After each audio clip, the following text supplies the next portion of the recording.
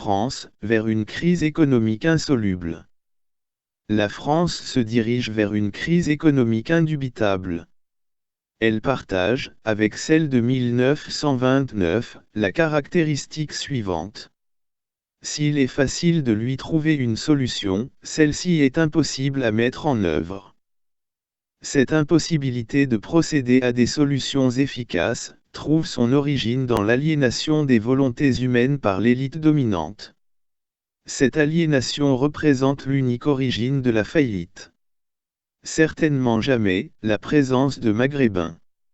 Au contraire, c'est bien cette population méritante qui a retardé, du mieux qu'elle pouvait, l'installation de la future débâcle économique. La gravité de la crise de 1929 trouve son origine, essentiellement, dans les mensonges des intellectuels, des écrivains, des penseurs, des politiciens. Leur vanité, leur incompétence, leur croyance aveugle en leur puissance, leur fit croire que leur système économique était indestructible. Pourtant, malgré la gravité de la crise, il eût été possible de lui trouver une solution. Une solution qui passait par une solidarité exemplaire, une mise en commun des richesses. Ne serait-ce que pour quelques années. Mais, malheureusement, l'élite dominante, toujours elle, s'acharne contre ceux qui oseraient proposer pareille solution. Immanquablement, on les traiterait de bolcheviks. La conséquence en fut des plus redoutables, avec survenue d'une crise économique, sociale et humaine, suivie d'une guerre mondiale meurtrière. En ce moment, pareillement à la crise de 1929, les mêmes réflexes d'erreur se répètent. La vanité et l'incompétence de l'intelligentsia dominante conduisent la France vers un aveuglement total. Personne dans le pays n'est en mesure de comprendre que le monde a changé et que des dizaines de pays constituent une redoutable concurrence. L'élite s'agrippe, désespérément, à un passé dans lequel la France dominait une partie du monde. Pourtant, il est encore possible, comme en 1929, d'éviter cette crise à venir. Le salut passe par un partenariat d'égal à égal avec des pays de l'Afrique. Malheureusement, le racisme, le mépris envers ce continent empêchent toute velléité en ce sens.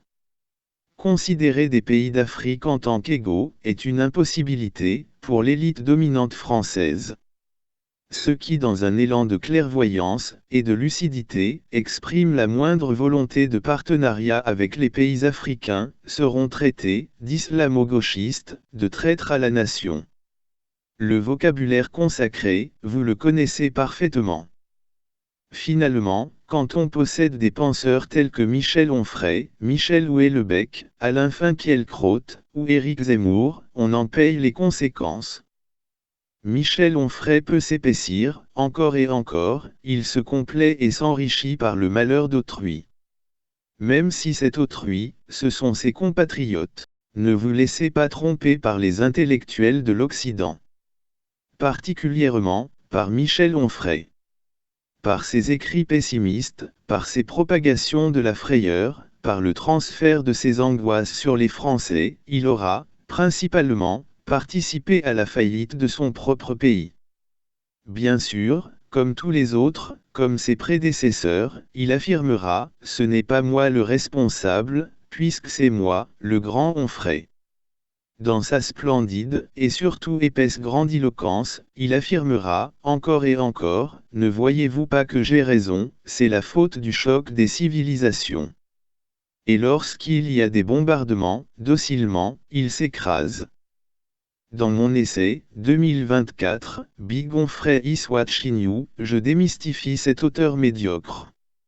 Mon ouvrage est disponible sur Amazon.